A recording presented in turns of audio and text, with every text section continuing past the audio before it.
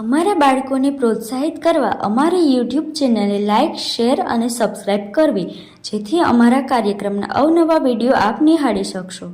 ખૂબ જ સરસ કૃતિ રજૂ કરી. સરસ્વતી આરાધના બાદ દીપ પ્રાગટ્ય કરશે આપણી સ્કૂલના ડાયરેક્ટર સર રમણીક સર છે, એમના પિતાશ્રી, માતા પિતા તથા પ્રિન્સિપલ ભારતી મેમ છે, એમના માતા પિતા અને અમારી સ્કૂલના વિદ્યાર્થીઓ.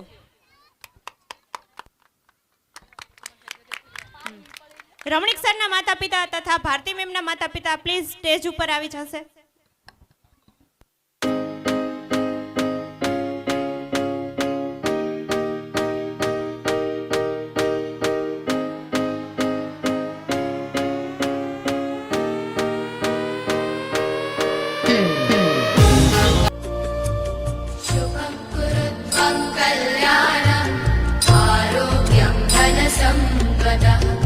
शुभं कुरु त्वं कल्याणम्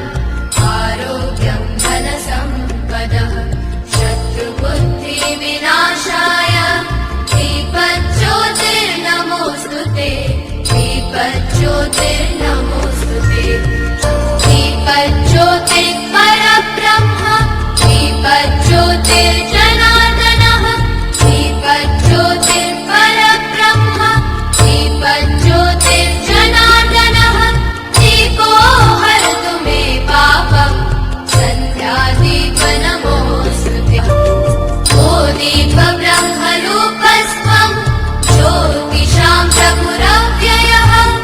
ओ दीपब्रह्मरूपस्त्वं ज्योतिषां प्रभुरव्ययः आरोग्यं देहि पुत्रांश्च मतिं स्वच्छां हि मे सदा रवेरस्तं समारभ्य यावत् सूर्योदयो भवेत् रवेरस्तं समारभ्य यावत् सूर्योदयो भवेत् यस्य तिष्ठेत् गृहे दीपः तस्य नास्ति दरिद्रता शुभं कुरु त्वं कल्याणम् आरोग्यं धनसम्पदः शुभं कुरु त्वं कल्याणम् आरोग्यं धनसम्पदः शत्रुबुद्धिविनाशाय दीपज्योतिर्नमोऽस्तु ते दीपज्योतिर्नमोऽस्तु ते शुभं कुरु त्वं कल्याणम् आरोग्यं धनसम्पदः शुभं कुरु त्वं कल्याणम् आरोग्यं धनसम्पदः आरोग्यं धनसम्पदः शुभं कुरु त्वं कल्याणम् आरोग्यं धनसम्पदः शत्रुबुद्धिविनाशाय दीपज्योतिर्नमोऽस्तु ते दीपज्योतिर्नमोऽस्तु ते दीपज्योतिर्परब्रह्म दीपज्योतिर्जनार्दनः दीपज्योतिर्परब्रह्म दीपज्योतिर्जनार्दनः दीपो हरतु मे पापं सन्ध्यादीपनमोऽस्तु ते ओ दीपब्रह्मरूपस्त्वं ज्योतिषां प्रभुरव्ययः ओ दीपब्रह्मरूपस्त्वं ज्योतिषां प्रभुरव्ययः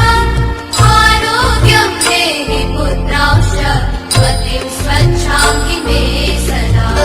रवेरस्तं समारभ्य यावत् सूर्योदयो भवेत् रवेरस्तं समारभ्य यावत् सूर्योदयो भवेत् यस्य तिष्ठेत् गृहे दीपः तस्य नास्ति दरिद्रता शुभं कुरु त्वं कल्याणम् आरोग्यं धनसम्पदः शुभं कुरु त्वं कल्याणम् आरोग्यं धनसम्पदः शत्रुबुद्धिविनाशाय दीपज्योतिर्नमोऽस्तु ते दीपज्योतिर्नमोऽस्तु ते शुभं कुरु त्वं कल्याणम् आरोग्यं धनसम्पदः शुभं कुरु त्वं कल्याणम् आरोग्यं धनसम्पदः आरोग्यं धनसम्पदः शुभं कुरु त्वं कल्याणम्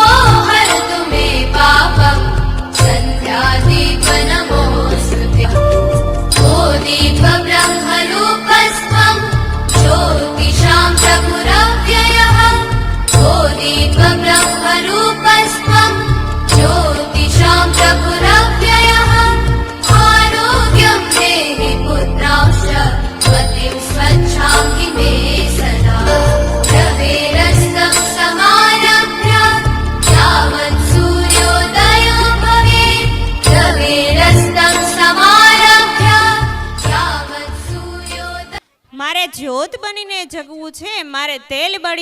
બનીને બનવું છે, અંધારાના લશ્કર સામે મારે અડગ થઈને લડવું છે. ઈશ્વર સાથે તાદાત્મ્ય સાધીશું, એની અનુભૂતિના સથવારે આપણા હૃદયમાં સૌથી પહેલું દીપક પ્રજ્વલિત કરીશું. ખૂબ ખૂબ આભાર આપ સૌનો. અમારા આમંત્રણને માન આપીને પધારેલા જેપીએસ સ્કૂલમાંથી પ્રિન્સિપલ ટીમ્બડિયા સર તથા દોંગા સાહેબનું સૈનિક સ્ટાર સ્કૂલ વતી હું હાર્દિક સ્વાગત કરું છું.